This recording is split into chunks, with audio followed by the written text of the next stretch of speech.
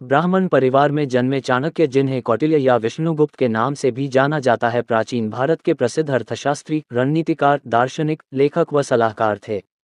भारत में चाणक्य को अर्थशास्त्र व रणनीति विज्ञान के क्षेत्र में सबसे अग्रणी माना जाता है। मौर्य साम्राज्य की स्थापना में चाणक्य ने महत्वपूर्ण भूमिका निभाई थी। इन्होंने ही नंद वंश को उखाड़ फेंकने की रणनीति चंद्रगुप्त मौर्य को बताया था और मौर्य साम्राज्य के महामंत्री व सलाहकार के रूप में कार्य किया। इस लेख में आप जानेंगे आचार्य चाणक्य के प्रसिद्ध अनमोल विचार व कथन। दोस्तों, अगर आप जीवन में कुछ नया सीखना चाहते हैं तो वीडियो को लाइक और चैनल को सब्सक्राइब जरूर कर ले। 1. किस्मत के सहारे चलना अपने पैरों पर कुल्हाड़ी मारने जैसा है। ऐसे लोगों को बर्बाद होने में वक्त नहीं लगता। 2. चंद्रमा एक होकर भी उस अंधकार को दूर कर देता है जो तारे असंख्य होते हुए भी दूर नहीं कर पाते। 3. शिक्षा सबसे अच्छी मित्र है। शिक्षित व्यक्ति का हर जगह सम्मान होता है। शिक्षा सुंदरता और यौवन को हरा देती है। 4. मोह के समान शत्रु और क्रोध के समान अग्नि नहीं है। 5. एक व्यक्ति या एक शासक को हमेशा उसके परिणामों पर पूरी तरह से विचार करने के बाद एक कार्य करना चाहिए, अन्यथा भाग्य भी उसके धन की रक्षा नहीं कर सकता। 6. समृद्धि उसी के लिए लंबे समय तक रहती है जो उचित विचार के बाद कार्य करता है। 7. दुश्मन कमजोर बिंदुओं पर हमला करते हैं। 8. सीमा पार संबंधों में कोई स्थायी मित्र या स्थायी शत्रु या यहाँ तक कि स्थायी सीमाएं नहीं होती हैं, केवल स्थायी हित होते हैं और इन हितों की रक्षा के लिए सब कुछ किया जाना चाहिए। 9. यदि एक राजा ऊर्जावान है तो उसकी प्रजा भी उतनी ही ऊर्जावान होगी। 10. ये संसार एक कड़वा वृक्ष है, इसके दो ही मीठे अमृत समान फल हैं, एक मधुर वाणी और दूसरा सज्जनों की संगति। 11. जो कुछ करने का विचार किया है उसे प्रकट न करो, परंतु बुद्धिमानी से उसे गुप्त रखो और उसे क्रियान्वित करने का निश्चय करो।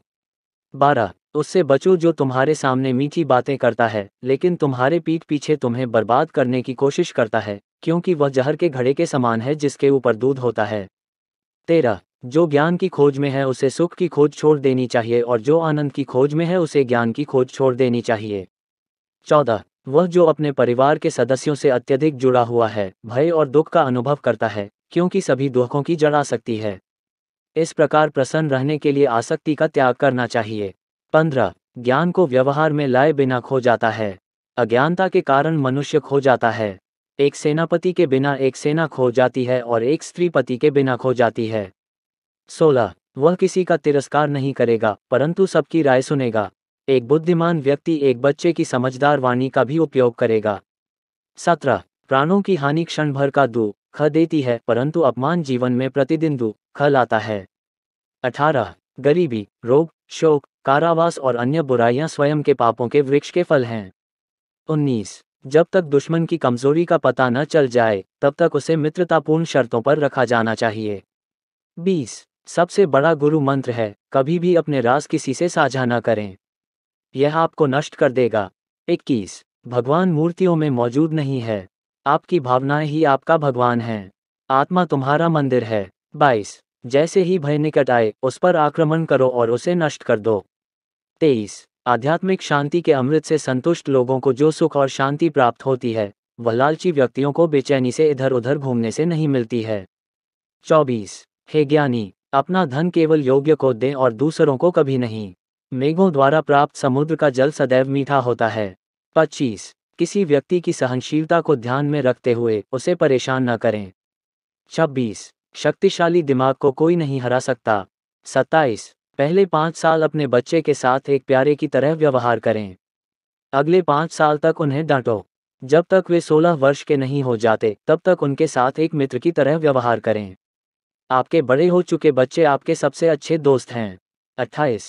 बुरे साथी पर भरोसा मत करो और न ही साधारण मित्र पर भी भरोसा करो, क्योंकि अगर वह तुमसे नाराज हो गया तो वह तुम्हारे सारे राज खोल देगा।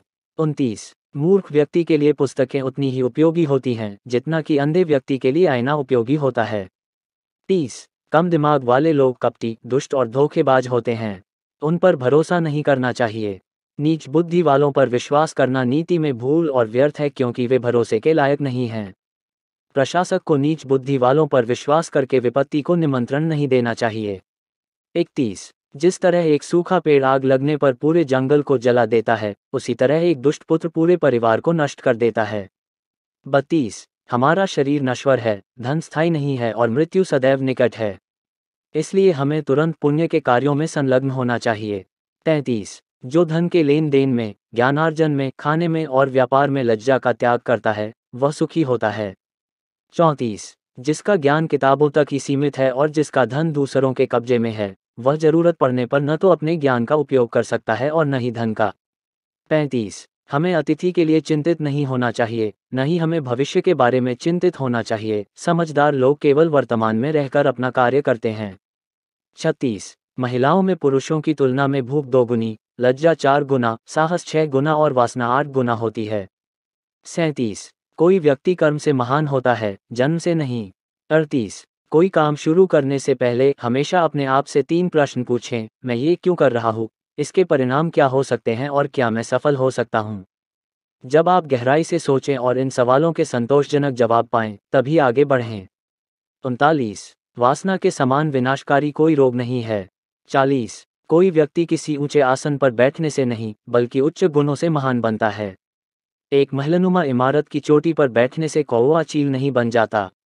41 सद्गुणी और फलों से लदे वृक्ष झुकते हैं, परंतु मूर्ख और सूखी लकड़ियां टूट जाती हैं, क्योंकि वे झुकते नहीं।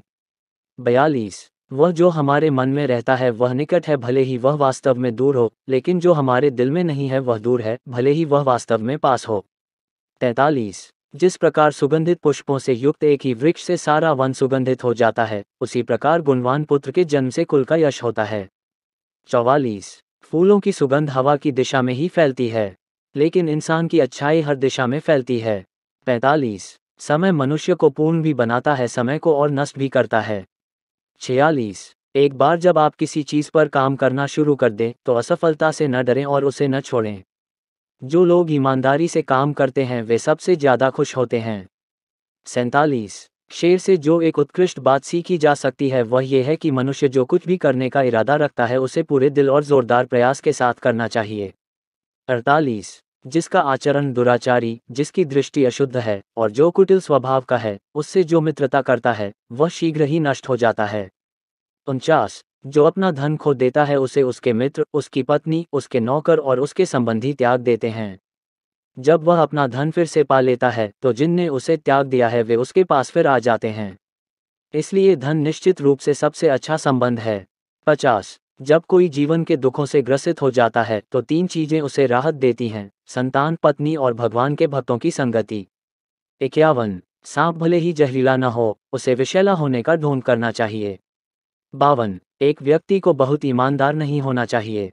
सीधे पेड़ पहले काटे जाते हैं और ईमानदार लोगों पर पहले शिकंजा कसा जाता है। 53 दुष्ट संगति का त्याग करो और संतों की संगति करो। दिन रात पुण्य अर्जित करो और सदा उस पर ध्यान करो जो शाश्वत है, उसे भूल जाओ जो अस्थायी है। 54 धन, एक मित्र, एक पत्नी और एक राज्य वापस प्राप्त किया जा सकता है, लेकिन ये शरीर खो जाने पर फिर कभी प्राप्त नहीं हो सकता।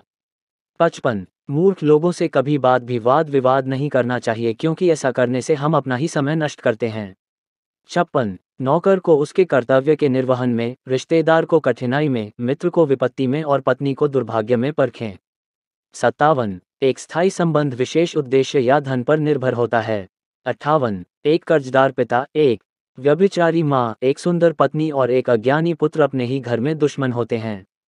59 जो जन्म से अंधे हैं वे देख नहीं सकते, वैसे ही अंधे हैं वे लोग जो वासना की पकड़ में हैं।